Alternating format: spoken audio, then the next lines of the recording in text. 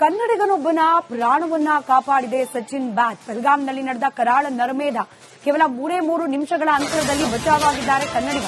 Republic ಕನ್ನಡದಲ್ಲಿ ಹೊಳೆನರಸೀಪುರದ ಅತ್ರಿ ಪ್ರಭಾಕರ್ ಮಾತನಾಡಿದ್ದಾರೆ. ಕಾಶ್ಮೀರದಲ್ಲಿ ತಯಾರಾಗುವ ವಿಶೇಷ ಬ್ಯಾಟ್ ಸಚಿನ್ ಬ್ಯಾಟ್ ಅಂತಲೇ ಅದು ಪ್ರಸಿದ್ಧ. ವಿಶೇಷ ಬ್ಯಾಟ್ ಅನ್ನ ಖರೀದಿ ಮಾಡಲಿಕ್ಕೆ ಅಂತ ಹೇಳಿ ಅತ್ರಿ ಪ್ರಭಾಕರ್ ಹೋಗಿದ್ರಂತೆ. 3 ನಿಮಿಷಗಳ ಮೊದಲು ಪಹಲ್ಗಾಮ್ನಿಂದ ಹೊರಗೆ ಬಂದಿದ್ದಾರೆ.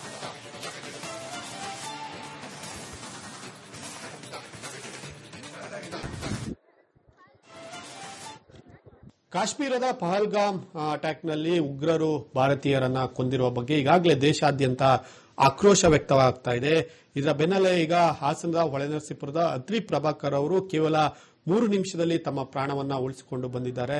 ವಿಶೇಷ ಅಂದ್ರೆ ಅವರು ಮೊಮ್ಮಗನಿಗೆ ಒಂದು ಬ್ಯಾಟ್ ಅನ್ನ ತೆಗೆದುಕೊಳ್ಳಿಕ್ಕೆ ಹೋಗಿ, ಅಂದ್ರೆ ವಿಶೇಷವಾದ ಬ್ಯಾಟ್, ಅಂದ್ರೆ ಕ್ರಿಕೆಟಿಗರು ಏನಿದ್ದಾರೆ ಅವರು ಆಡ್ತಿದ್ದಂತಹ ಬ್ಯಾಟ್ ಗಳನ್ನ ಅಲ್ಲಿ ತಗೊಳ್ಕೊಳ್ತ ಕೆಲವರು ಸಚಿನ್ ತೆಂಡೂಲ್ಕರ್ ಆದಿಯಾಗಿ ಅಲ್ಲಿನ ಬ್ಯಾಟ್ ಗಳನ್ನ ಖರೀದಿ ಮಾಡ್ತಾ ಇದ್ರು. ಹಾಗಾಗಿ ಅಂತಹ ಒಂದು ಬ್ಯಾಟ್ ಅನ್ನ ಖರೀದಿ ಮಾಡ್ಲಿಕ್ಕೆ ಹೋಗಿ ಪ್ರಾಣಾಪಾಯದಿಂದ ಪಾರಾಗಿದ್ದಾರೆ.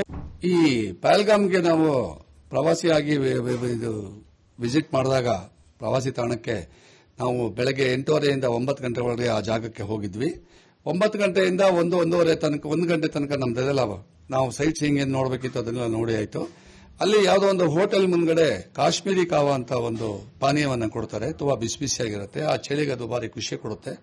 ಅಲ್ಲಿ ಪಾನೀಯವನ್ನ ಕುಡಿದು ನಾವು ಕೇವಲ 3 ನಿಮಿಷದ ಮುಂಚೆ ನಾವೆಲ್ಲ ನಮ್ಮ ಟ್ರೂಪ್, ನಾವೇನು ಹೋಗಿರ್ತಕ್ಕಂಥ 39 ಜನ ಟ್ರೂಪ್ ಅಲ್ಲಿ 22 ಜನ ಹೆಣ್ಮಕ್ಳೇ ಇದ್ರು, ಇನ್ನು ಮಿಕ್ಕಿದವ್ರು ಗಂಡು ಮಕ್ಕಳಿದ್ರು. ಸೊ ಅವರೆಲ್ಲ ನಾವು ಎಲ್ಲ ಬ್ಯಾಟ್ ತಗೋಬೇಕು ಅಂತ ಹೇಳ್ಬಿಟ್ಟು ನಾವೆಲ್ಲ ಆ ಜಾಗವನ್ನ ನಾವು ಕೇವಲ 3 ನಿಮಿಷದಲ್ಲಿ ನಾವು ಬಿಟ್ವಿ. 1.5 ಕಿಲೋಮೀಟರ್ 1.5 ಕಿಲೋಮೀಟರ್ ಅಷ್ಟು ನಾವು ಪ್ರಯಾಣ ಮಾಡಿರ್ಬೋದು. ಅದಕ್ಕೆ ಎದುರುಗಡೆಯಿಂದ ಎಲ್ಲ ಮಿಲಿಟರಿ ವ್ಯಾನ್ಗಳು ಅವು ಎಲ್ಲ ತುಂಬಾ ರ್ಯಾಶ್ ಆಗಿ ಬರ್ತಾ ಇದ್ವಿ. ನಾವು ನಮ್ಮ ಸ್ಥಳೀಯ ಡ್ರೈವರ್ನ ಅಥವಾ ಇವನ್ ಚಾಲಕನ ನಾವು ಕೇಳಲಾಗ ಏನಪ್ಪಾ ಇಷ್ಟೆಲ್ಲ ಗಲಾಟೆ ಅಂತಂದಾಗ ಅವನು ಅವ್ರ ಕಡೆಯವ್ರಿಗೆ ಯಾರಿಗೋ ಫೋನ್ ಮಾಡಿ ಕೇಳಲಾಗಿ, ನಾವು ಎಲ್ಲಿ ಕಾಶ್ಮೀರಿ ಕಾವಾ ಕುಡಿತಾ ಇದ್ವಿ, ಟೀ ಕುಡಿತಾ ಇದ್ವಿ, ಆ ಜಾಗದಲ್ಲೇ ಉಗ್ರರು ಅಟ್ಯಾಕ್ ಮಾಡಿದ್ದಾರೆ, ತುಂಬಾ ಜನ ಸಾಯಿಸ್ತಾ ಇದ್ದಾರೆ ಅಂತ ವಿಚಾರ ತಿಳ್ಕೊಂತು. ಅವಾಗ ನಾವು ಒಂದು ಲೆವೆಲ್ಗೆ ಹೆದರಿಕೆಯಿಂದ ನಾವು ಬಳಲಬೇಕಾದಂತ ಪರಿಸ್ಥಿತಿ ಆ ತಕ್ಷಣಕ್ಕೆ ನಿರ್ಮಾಣವಾಗಿತ್ತು. ಹಾಗೆ ಸರ್, ತಾವು ಹೇಳಿದ್ರೆ ಮಂಜುನಾಥ್ ಅವರು ಕೂಡ ನಮಗೆ ಸಿಕ್ಕಿದ್ರು. ಆ ಕ್ಷಣದಲ್ಲಿ ಜಸ್ಟ್ ನಾವು ಆಚೆ ಬರ್ತಿದ್ವಿ, ಅವರು ಆ ಒಂದು ಸ್ಥಳಕ್ಕೆ ಎಂಟ್ರಿ ಆದ್ರು ಅಂತ. ಆ ಕ್ಷಣ ಹೇಗಿತ್ತು? ನಾನು ಮಂಜುನಾಥ್ ಅವ್ರನ್ನ 1 ನಿಮಿಷ, ಮಗನ್ನ 1 ನಿಮಿಷ ಮಾತಾಡಿಸಿದಂತ ಸಂದರ್ಭ ನನಗೆ ಎದುರಾಯಿತು. ಸೊ ಮಂಜುನಾಥ್ ಅವರು ಒಳಗೆ ಎಂಟರ್ ಆದ್ರು, ನಾವು ಹೊರಗೆ ಎಕ್ಸಿಟ್ ಆದ್ವಿ. ಸೊ ಆಮೇಲೆ ನಾನು ನಮ್ಮೂರಿಗೆ ಬಂದು ನಮ್ಮನೆ ಟಿವಿ ಆನ್ ಮಾಡಿದಾಗಲೇ ಮಂಜುನಾಥ್ ಅವ್ರನ್ನ ಹೊಡೆದಾಕಿದ್ದಾರೆ ಅಂತ ಗೊತ್ತಾಯ್ತು. ಇದು ಅತೀವ ದುಃಖ ಮತ್ತೆ ಅತೀವ ಕೋಪವನ್ನು ಬರೆಸ್ತಕ್ಕಂಥ ಇನ್ಸಿಡೆಂಟ್ ನಡೀತು ಅಂತ ನನಗನ್ಸುತ್ತೆ ಸರ್. ಸರ್, ಈಗ ಅವರು ತಾವಲ್ಲಿ ನೋಡಿದ್ರಿ, ಬಹುಶಃ ಅಲ್ಲಿ ನಡ್ಕೊಂಡು ಹೋಗಕ್ಕೆ ಇರಿದಾದ ಜಾಗಗಳಿದೆ, ಅದೇ ಪ್ಲೇಸ್ ಯಾಕೆ ಆಯ್ಕೆ ಮಾಡ್ಕೊಂಡಿರ್ಬೋದು ಅನ್ಸುತ್ತೆ? ನೀವು ಸ್ವತಃ ಹೋಗಿ ಬಂದಿರಾ ಆ ಕ್ಷಣದಲ್ಲಿ? ನನ್ನ ಊಹೆಯ ಪ್ರಕಾರ ಅಲ್ಲಿ ಆ ಬೆಟ್ಟಕ್ಕೆ ಹತ್ತಬೇಕಾದ್ರೆ, ಐಸ್ ಮೇಲೆ ಆಟ ಆಡೋದಕ್ಕೆ ಹತ್ತಬೇಕಾದ್ರೆ ಬರೀ 3.5 4 ಅಡಿ ಜಾಗ ಇತ್ತು. ಅಲ್ಲಿ ಪ್ರತಿಯೊಬ್ಬರು ಕೂಡ ವ್ಯಾಪಾರಸ್ಥರು, ಸ್ಥಳೀಯರು ಎಲ್ಲರೂ ಇರ್ತಾ ಇದ್ರು. ಅವ್ರಿಗೆ ಹುಡುಕಿ ಹೊಡೆಯುವಂತ ಅವಕಾಶಗಳು ಅಲ್ಲಿ ಇರಲಿಲ್ಲ ಅಂತ ಅನ್ಸುತ್ತೆ ನನ್ನ ಪ್ರಕಾರ. ಅದಕ್ಕೆ ಅವ್ರೇನ್ ಮಾಡಿದ್ರು, ಈ ವಿರಳವಾಗಿರ್ತಕ್ಕಂಥ ಹೋಟೆಲ್ ಮುಂಭಾಗವನ್ನು ಆಯ್ಕೊಂಡ್ರು ಅಂತ ಅನ್ಸುತ್ತೆ ಸರ್ ನನಗೆ. ಅತ್ರಿ ಪ್ರಭಾಕರ್ ಅವರು ಅಲ್ಲಿ ಏನು ಕಂಡ ದೃಶ್ಯಗಳು ನಡೀತು ಅದನ್ನ ರಿಪಬ್ಲಿಕ್ ಟಿವಿ ಜೊತೆ ಹಂಚಿಕೊಂಡಿರುವಂತದ್ದು. ಖುಷ್ವಂತ್, ರಿಪಬ್ಲಿಕ್ ಕನ್ನಡ. ಕನ್ನಡಿಗನೊಬ್ಬನ ಪ್ರಾಣವನ್ನ ಕಾಪಾಡಿದೆ ಸಚಿನ್ ಬ್ಯಾಟ್. ಬೆಳಗಾಂನಲ್ಲಿ ನಡೆದ ಕರಾಳ ನರಮೇಧ ಕೇವಲ 3 ನಿಮಿಷಗಳ ಅಂತರದಲ್ಲಿ ಬಚಾವಾಗಿದ್ದಾರೆ ಕನ್ನಡಿಗ. ರಿಪಬ್ಲಿಕ್ ಕನ್ನಡದಲ್ಲಿ ಹೊಳೆನರಸೀಪುರದ ಅತ್ರಿ ಪ್ರಭಾಕರ್ ಮಾತನಾಡಿದ್ದಾರೆ. ಕಾಶ್ಮೀರದಲ್ಲಿ ತಯಾರಾಗುವ ವಿಶೇಷ ಬ್ಯಾಟ್ ಸಚಿನ್ ಬ್ಯಾಟ್ ಅಂತಲೇ ಅದು ಪ್ರಸಿದ್ಧ. ವಿಶೇಷ ಬ್ಯಾಟ್ ಅನ್ನ ಖರೀದಿ ಮಾಡಲಿಕ್ಕೆ ಅಂತ ಹೇಳಿ ಅತ್ರಿ ಪ್ರಭಾಕರ್ ಹೋಗಿದ್ರಂತೆ. 3 ನಿಮಿಷಗಳ ಮೊದಲು ಪಹಲ್ಗಾಮ್ನಿಂದ ಹೊರಗೆ ಬಂದಿದ್ದಾರೆ.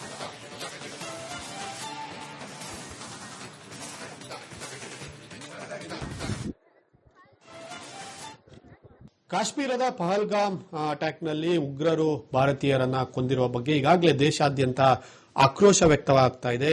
ಇದರ ಬೆನ್ನಲ್ಲೇ ಈಗ ಹಾಸನದ ಹೊಳೆನರಸೀಪುರದ ಅತ್ರಿ ಪ್ರಭಾಕರ್ ಅವರು ಕೇವಲ 3 ನಿಮಿಷದಲ್ಲಿ ತಮ್ಮ ಪ್ರಾಣವನ್ನ ಉಳಿಸಿಕೊಂಡು ಬಂದಿದ್ದಾರೆ. ವಿಶೇಷ ಅಂದ್ರೆ ಅವರು ಮೊಮ್ಮಗನಿಗೆ ಒಂದು ಬ್ಯಾಟ್ ಅನ್ನ ತೆಗೆದುಕೊಳ್ಳಿಕ್ಕೆ ಹೋಗಿ, ಅಂದ್ರೆ ವಿಶೇಷವಾದ ಬ್ಯಾಟ್, ಅಂದ್ರೆ ಕ್ರಿಕೆಟಿಗರು ಏನಿದ್ದಾರೆ ಅವರು ಆಡ್ತಿದ್ದಂತಹ ಬ್ಯಾಟ್ ಗಳನ್ನ ಅಲ್ಲಿ ತಗೊಳ್ಕೊಳ್ತ ಕೆಲವರು ಸಚಿನ್ ತೆಂಡೂಲ್ಕರ್ ಆದಿಯಾಗಿ ಅಲ್ಲಿನ ಬ್ಯಾಟ್ ಗಳನ್ನ ಖರೀದಿ ಮಾಡ್ತಾ ಇದ್ರು. ಹಾಗಾಗಿ ಅಂತಹ ಒಂದು ಬ್ಯಾಟ್ ಅನ್ನ ಖರೀದಿ ಮಾಡ್ಲಿಕ್ಕೆ ಹೋಗಿ ಪ್ರಾಣಾಪಾಯದಿಂದ ಪಾರಾಗಿದ್ದಾರೆ. ಈ ಪಹಲ್ಗಾಮ್ಗೆ ನಾವು ಪ್ರವಾಸಿಯಾಗಿ ವಿಸಿಟ್ ಮಾಡಿದಾಗ ಪ್ರವಾಸಿ ತಾಣಕ್ಕೆ ನಾವು ಬೆಳಗ್ಗೆ 8:30ಯಿಂದ 9 ಗಂಟೆವರೆಗೆ ಆ ಜಾಗಕ್ಕೆ ಹೋಗಿದ್ವಿ. 9 ಗಂಟೆಯಿಂದ 1 ಗಂಟೆ ತನಕ ನಮ್ದೆಲ್ಲ ನಾವು ಸೈಟ್ ಸೀಯಿಂಗ್ ಏನ್ ನೋಡಬೇಕಿತ್ತು ಅದನ್ನೆಲ್ಲ ನೋಡಿ ಆಯ್ತು. ಅಲ್ಲಿ ಯಾವುದೋ ಒಂದು ಹೋಟೆಲ್ ಮುಂದ್ಗಡೆ ಕಾಶ್ಮೀರಿ ಕಾವಾ ಅಂತ ಒಂದು ಪಾನೀಯವನ್ನ ಕೊಡ್ತಾರೆ. ತುಂಬಾ ಬಿಸಿ ಬಿಸಿಯಾಗಿರುತ್ತೆ. ಆ ಚಳಿಗೆ ಅದು ಭಾರಿ ಖುಷಿ ಕೊಡುತ್ತೆ. ಅಲ್ಲಿ ಪಾನೀಯವನ್ನ ಕುಡಿದು ನಾವು ಕೇವಲ 3 ನಿಮಿಷದ ಮುಂಚೆ ನಾವೆಲ್ಲ ನಮ್ಮ ಟ್ರೂಪ್ ನಾವೇನು ಹೋಗಿರ್ತಕ್ಕಂಥ 39 ಜನ ಟ್ರೂಪ್ ಅಲ್ಲಿ 22 ಜನ ಹೆಣ್ಮಕ್ಳೇ ಇದ್ರು, ಇನ್ನು ಮಿಕ್ಕಿದವ್ರು ಗಂಡು ಮಕ್ಕಳಿದ್ರು. ಸೊ ಅವರೆಲ್ಲ ನಾವು ಎಲ್ಲ ಬ್ಯಾಟ್ ತಗೋಬೇಕು ಅಂತ ಹೇಳ್ಬಿಟ್ಟು ನಾವೆಲ್ಲ ಆ ಜಾಗವನ್ನ ನಾವು ಕೇವಲ 3 ನಿಮಿಷದಲ್ಲಿ ನಾವು ಬಿಟ್ವಿ. 1.5 ಕಿಲೋಮೀಟರ್ 1.5 ಕಿಲೋಮೀಟರ್ ಅಷ್ಟು ನಾವು ಪ್ರಯಾಣ ಮಾಡಿರ್ಬೋದು. ಅದು ಎದುರುಗಡೆಯಿಂದ ಎಲ್ಲ ಮಿಲಿಟರಿ ವ್ಯಾನ್ಗಳು ಎಲ್ಲ ತುಂಬಾ ರ್ಯಾಶ್ ಆಗಿ ಬರ್ತಾ ಇದ್ವು. ನಾವು ನಮ್ಮ ಸ್ಥಳೀಯ ಡ್ರೈವರ್ನ ಅಥವಾ ಇವನ್ ಚಾಲಕನನ್ನು ನಾವು ಕೇಳಲಾಗ ಏನಪ್ಪಾ ಇಷ್ಟೆಲ್ಲ ಗಲಾಟೆ ಅಂತಂದಾಗ ಅವನು ಅವ್ರ ಕಡೆಯವ್ರಿಗೆ ಯಾರಿಗೋ ಫೋನ್ ಮಾಡಿ ಕೇಳಲಾಗಿ ನಾವು ಎಲ್ಲಿ ಕಾಶ್ಮೀರಿ ಕಾವಾ ಕುಡಿತಾ ಇದ್ವಿ, ಟೀ ಕುಡಿತಾ ಇದ್ವಿ, ಆ ಜಾಗದಲ್ಲೇ ಉಗ್ರರು ಅಟ್ಯಾಕ್ ಮಾಡಿದ್ದಾರೆ, ತುಂಬಾ ಜನ ಸಾಯಿಸ್ತಾ ಇದ್ದಾರೆ ಅಂತ ವಿಚಾರ ತಿಳ್ಕೊಂತು. ಅವಾಗ ನಾವು ಒಂದು ಲೆವೆಲ್ಗೆ ಹೆದರಿಕೆಯಿಂದ ನಾವು ಬಳಲಬೇಕಾದಂತ ಪರಿಸ್ಥಿತಿ ಆ ತಕ್ಷಣಕ್ಕೆ ನಿರ್ಮಾಣವಾಗಿತ್ತು. ಹಾಗೆ ಸರ್, ತಾವು ಹೇಳಿದ್ರಿ ಮಂಜುನಾಥ್ ಅವರು ಕೂಡ ನಮಗೆ ಸಿಕ್ಕಿದ್ರು. ಆ ಕ್ಷಣದಲ್ಲಿ ಜಸ್ಟ್ ನಾವು ಆಚೆ ಬರ್ತಿದ್ವಿ, ಅವರು ಆ ಒಂದು ಸ್ಥಳಕ್ಕೆ ಎಂಟ್ರಿ ಆದ್ರು ಅಂತ. ಆ ಕ್ಷಣ ಹೇಗಿತ್ತು? ನಾನು ಮಂಜುನಾಥ್ ಅವ್ರನ್ನ 1 ನಿಮಿಷ, ಮಗನ್ನ 1 ನಿಮಿಷ ಮಾತಾಡಿಸಿದಂತ ಸಂದರ್ಭ ನನಗೆ ಎದುರಾಯಿತು. ಸೊ ಮಂಜುನಾಥ್ ಅವರು ಒಳಗೆ ಎಂಟರ್ ಆದ್ರು, ನಾವು ಹೊರಗೆ ಎಕ್ಸಿಟ್ ಆದ್ವಿ. ಸೊ ಆಮೇಲೆ ನಾನು ನಮ್ಮೂರಿಗೆ ಬಂದು ನಮ್ಮನೆ ಟಿವಿ ಆನ್ ಮಾಡಿದಾಗಲೇ ಮಂಜುನಾಥ್ ಅವ್ರನ್ನ ಹೊಡೆದಾಕಿದ್ದಾರೆ ಅಂತ ಗೊತ್ತಾಯ್ತು. ಇದು ಅತೀವ ದುಃಖ ಮತ್ತೆ ಅತೀವ ಕೋಪವನ್ನ ಬರ್ತಕ್ಕಂಥ ಇನ್ಸಿಡೆಂಟ್ ನಡೀತು ಅಂತ ನನಗನ್ಸುತ್ತೆ ಸರ್. ಸರ್, ಈಗ ಅವರು ತಾವಲ್ಲಿ ನೋಡಿದ್ರಿ, ಬಹುಶಃ ಅಲ್ಲಿ ನಡ್ಕೊಂಡು ಹೋಗಕ್ಕೆ ಕಿರಿದಾದ ಜಾಗಗಳಿದೆ, ಅದೇ ಪ್ಲೇಸ್ ನ ಯಾಕೆ ಆಯ್ಕೆ ಮಾಡ್ಕೊಂಡಿರ್ಬೋದು ಅನ್ಸುತ್ತೆ? ನೀವು ಸ್ವತಃ ಹೋಗಿ ಬಂದಿರಾ ಆ ಕ್ಷಣದಲ್ಲಿ? ನನ್ನ ಊಹೆಯ ಪ್ರಕಾರ ಅಲ್ಲಿ ಆ ಬೆಟ್ಟಕ್ಕೆ ಹತ್ತಬೇಕಾದ್ರೆ, ಐಸ್ ಮೇಲೆ ಆಟ ಆಡೋದಕ್ಕೆ ಹತ್ತಬೇಕಾದ್ರೆ ಬರೀ 3.5 4 ಅಡಿ ಜಾಗ ಇತ್ತು. ಅಲ್ಲಿ ಪ್ರತಿಯೊಬ್ಬರು ಕೂಡ ವ್ಯಾಪಾರಸ್ಥರು, ಸ್ಥಳೀಯರು ಎಲ್ಲರೂ ಇರ್ತಾ ಇದ್ರು. ಅವ್ರಿಗೆ ಹುಡುಕಿ ಹೊಡೆಯುವಂತ ಅವಕಾಶಗಳು ಅಲ್ಲಿ ಇರಲಿಲ್ಲ ಅಂತ ಅನ್ಸುತ್ತೆ ನನ್ನ ಪ್ರಕಾರ.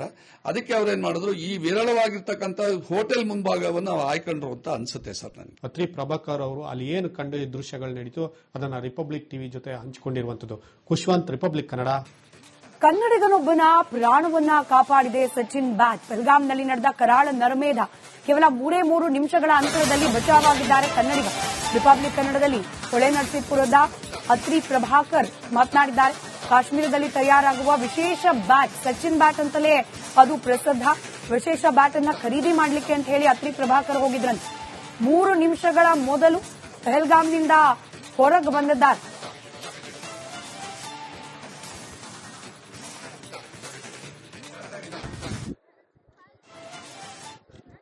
ಕಾಶ್ಮೀರದ ಪಹಲ್ಗಾಮ್ ಅಟ್ಯಾಕ್ನಲ್ಲಿ ಉಗ್ರರು ಭಾರತೀಯರನ್ನ ಕೊಂದಿರುವ ಬಗ್ಗೆ ಈಗಾಗಲೇ ದೇಶಾದ್ಯಂತ ಆಕ್ರೋಶ ವ್ಯಕ್ತವಾಗ್ತಾ ಇದೆ. ಇದರ ಬೆನ್ನಲ್ಲೇ ಈಗ ಹಾಸನದ ಹೊಳೆನರಸೀಪುರದ ಅತ್ರಿ ಪ್ರಭಾಕರ್ ಅವರು ಕೇವಲ 3 ನಿಮಿಷದಲ್ಲಿ ತಮ್ಮ ಪ್ರಾಣವನ್ನ ಉಳಿಸಿಕೊಂಡು ಬಂದಿದ್ದಾರೆ. ವಿಶೇಷ ಅಂದ್ರೆ ಅವರು ಮೊಮ್ಮಗನಿಗೆ ಒಂದು ಬ್ಯಾಟ್ ಅನ್ನ ತೆಗೆದುಕೊಳ್ಳಿಕ್ಕೆ ಹೋಗಿ, ಅಂದ್ರೆ ವಿಶೇಷವಾದ ಬ್ಯಾಟ್, ಅಂದ್ರೆ ಕ್ರಿಕೆಟಿಗರು ಏನಿದ್ದಾರೆ ಅವರು ಆಡ್ತಿದ್ದಂತಹ ಬ್ಯಾಟ್ ಗಳನ್ನ ಅಲ್ಲಿ ಕೆಲವರು ಸಚಿನ್ ತೆಂಡೂಲ್ಕರ್ ಆದಿಯಾಗಿ ಅಲ್ಲಿನ ಬ್ಯಾಟ್ ಗಳನ್ನ ಖರೀದಿ ಮಾಡ್ತಾ ಇದ್ರು. ಹಾಗಾಗಿ ಅಂತಹ ಒಂದು ಬ್ಯಾಟ್ ಅನ್ನ ಖರೀದಿ ಮಾಡ್ಲಿಕ್ಕೆ ಹೋಗಿ ಪ್ರಾಣಾಪಾಯದಿಂದ ಪಾರಾಗಿದ್ದಾರೆ. ಈ ಪಹಲ್ಗಾಮ್ಗೆ ನಾವು ಪ್ರವಾಸಿಯಾಗಿ ವಿಸಿಟ್ ಮಾಡಿದಾಗ ಪ್ರವಾಸಿ ತಾಣಕ್ಕೆ ನಾವು ಬೆಳಗ್ಗೆ 8:30 9 ಗಂಟೆ ಒಳಗೆ ಆ ಜಾಗಕ್ಕೆ ಹೋಗಿದ್ವಿ. 9 ಗಂಟೆಯಿಂದ 1 ಗಂಟೆ ತನಕ ನಮ್ದೆಲ್ಲ ನಾವು ಸೈಟ್ ಸೀಯಿಂಗ್ ಏನ್ ನೋಡಬೇಕಿತ್ತು ಅದನ್ನೆಲ್ಲ ನೋಡಿ ಆಯ್ತು. ಅಲ್ಲಿ ಯಾವುದೋ ಒಂದು ಹೋಟೆಲ್ ಮುಂದ್ಗಡೆ ಕಾಶ್ಮೀರಿ ಕಾವಾ ಅಂತ ಒಂದು ಪಾನೀಯವನ್ನ ಕೊಡ್ತಾರೆ. ತುಂಬಾ ಬಿಸಿ ಬಿಸಿಯಾಗಿರುತ್ತೆ. ಆ ಚಳಿಗೆ ಅದು ಭಾರಿ ಖುಷಿ ಕೊಡುತ್ತೆ.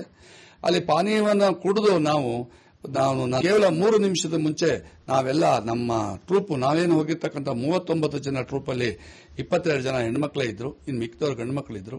ಸೊ ಅವರೆಲ್ಲ ನಾವು ಎಲ್ಲ ಬ್ಯಾಟ್ ತಗೋಬೇಕು ಅಂತ ಹೇಳ್ಬಿಟ್ಟು ನಾವೆಲ್ಲ ಆ ಜಾಗವನ್ನ ನಾವು ಕೇವಲ 3 ನಿಮಿಷದಲ್ಲಿ ನಾವು ಬಿಟ್ವಿ. 1.5 ಕಿಲೋಮೀಟರ್ 1.5 ಕಿಲೋಮೀಟರ್ ಅಷ್ಟು ನಾವು ಪ್ರಯಾಣ ಮಾಡಿರ್ಬೋದು. ಅದು ಎದುರುಗಡೆಯಿಂದ ಎಲ್ಲ ಮಿಲಿಟರಿ ವ್ಯಾನ್ಗಳು ಎಲ್ಲ ತುಂಬಾ ರ್ಯಾಶ್ ಆಗಿ ಬರ್ತಾ ಇದ್ವು.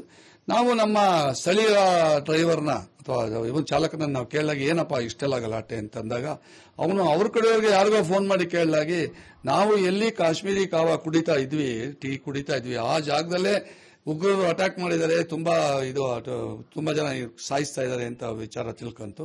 ಅವಾಗ ನಾವು ಒಂದು ಲೆವೆಲ್ಗೆ ಹೆದರಿಕೆಯಿಂದ ನಾವು ಬಳಲಬೇಕಾದಂತ ಪರಿಸ್ಥಿತಿ ಆ ತಕ್ಷಣಕ್ಕೆ ನಿರ್ಮಾಣವಾಗಿತ್ತು. ಹಾಗೆ ಸರ್, ತಾವು ಹೇಳಿದ್ರಿ ಮಂಜುನಾಥ್ ಅವರು ಕೂಡ ನಮಗೆ ಸಿಕ್ಕಿದ್ರು. ಆ ಕ್ಷಣದಲ್ಲಿ ಜಸ್ಟ್ ನಾವು ಆಚೆ ಬರ್ತಿದ್ವಿ, ಅವರು ಆ ಒಂದು ಸ್ಥಳಕ್ಕೆ ಎಂಟ್ರಿ ಆದ್ರು ಅಂತ. ಆ ಕ್ಷಣ ಹೇಗಿತ್ತು? ನಾನು ಮಂಜುನಾಥ್ ಅವ್ರನ್ನ ಒಂದು ನಿಮಿಷ, ಮಗನ್ನ ಒಂದು ನಿಮಿಷ ಮಾತಾಡಿಸಿದಂತ ಸಂದರ್ಭ ನನಗೆ ಎದುರಾಯಿತು. ಸೊ ಮಂಜುನಾಥ್ ಅವರು ಒಳಗೆ ಎಂಟರ್ ಆದ್ರು, ನಾವು ಹೊರಗೆ ಎಕ್ಸಿಟ್ ಆದ್ವಿ. ಸೊ ಆಮೇಲೆ ನಾನು ನಮ್ಮೂರಿಗೆ ಬಂದು ನಮ್ಮನೆ ಟಿವಿ ಆನ್ ಮಾಡಿದಾಗಲೇ ಮಂಜುನಾಥ್ ಅವ್ರನ್ನ ಹೊಡೆದಾಕಿದ್ದಾರೆ ಅಂತ ಗೊತ್ತಾಯಿತು. ಇದು ಅತೀವ ದುಃಖ ಮತ್ತೆ ಅತೀವ ಕೋಪವನ್ನು ಬರೆಸ್ತಕ್ಕಂಥ ಇನ್ಸಿಡೆಂಟ್ ನಡೀತು ಅಂತ ನನಗನ್ಸುತ್ತೆ ಸರ್. ಸರ್, ಈಗ ಅವರು ತಾವಲ್ಲಿ ನೋಡಿದ್ರಿ, ಬಹುಶಃ ಅಲ್ಲಿ ನಡ್ಕೊಂಡು ಹೋಗಕ್ಕೆ ಕಿರಿದಾದ ಜಾಗಗಳಿದೆ, ಅದೇ ಪ್ಲೇಸ್ ಯಾಕೆ ಆಯ್ಕೆ ಮಾಡ್ಕೊಂಡಿರ್ಬೋದು ಅನ್ಸುತ್ತೆ? ನೀವು ಸ್ವತಃ ಹೋಗಿ ಬಂದಿರಾ ಆ ಕ್ಷಣದಲ್ಲಿ? ನನ್ನ ಊಹೆಯ ಪ್ರಕಾರ ಅಲ್ಲಿ ಆ ಬೆಟ್ಟಕ್ಕೆ ಹತ್ತಬೇಕಾದ್ರೆ, ಐಸ್ ಮೇಲೆ ಆಟ ಆಡೋದಕ್ಕೆ ಹತ್ತಬೇಕಾದ್ರೆ ಬರೀ 3.5 4 ಕಡೆ ಜಾಗ ಇತ್ತು. ಅಲ್ಲಿ ಪ್ರತಿಯೊಬ್ಬರು ಕೂಡ ವ್ಯಾಪಾರಸ್ಥರು, ಸ್ಥಳೀಯರು ಎಲ್ಲರೂ ಇರ್ತಾ ಇದ್ರು. ಅವ್ರಿಗೆ ಹುಡುಕಿ ಹೊಡೆಯುವಂತ ಅವಕಾಶಗಳು ಅಲ್ಲಿ ಇರಲಿಲ್ಲ ಅಂತ ಅನ್ಸುತ್ತೆ ನನ್ನ ಪ್ರಕಾರ.